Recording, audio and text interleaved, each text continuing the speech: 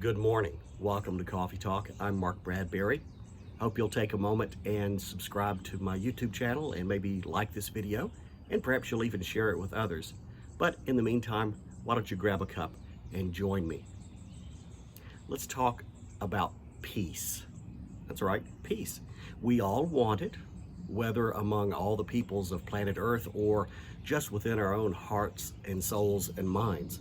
But it's one of those things that is so difficult to grasp and hold.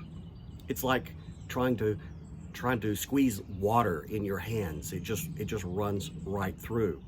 We all want it. Factions go out and war with one another. Peace, peace, we all cry, but there is none. Why?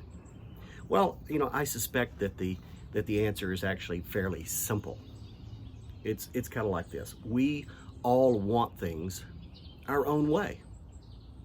You know that. And when we call for peace, what we're often really saying is that we want the opposition to simply give in. Yeah, that would achieve peace. We just want them to give up, to conform to our desires. That peace through concession, I would suppose. That conflict exists even within our own hearts as we wrestle within ourselves, one desire over another, seeking primacy, seeking domination, even within us. We call it having a divided heart in conflict with one another. It's one of those things that will just keep peace from your soul just as surely as if a thief were trying to break into your house. A long time ago, the Apostle Paul wrote to the ancient church in Corinth, and he talked about how he wanted them to be free from concern.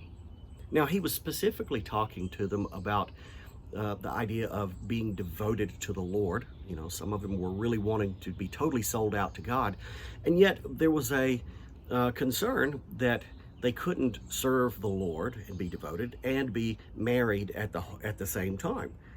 They were struggling with that. But the principle itself here is universal. Paul made a very interesting point. He says that you can't really be wholly devoted to two things at the same time. Singular devotion seems to require singular purpose. So, the reality is someone trying to do both at the same time will fail. His interests are divided, Paul said. It's kind of like our modern phrase, you can't have your cake and eat it too. Or maybe even better, a house divided against itself will fall. Jesus said it this way: no man can serve two masters, because he will either hate the one and love the other, or he will be devoted to one and despise the other.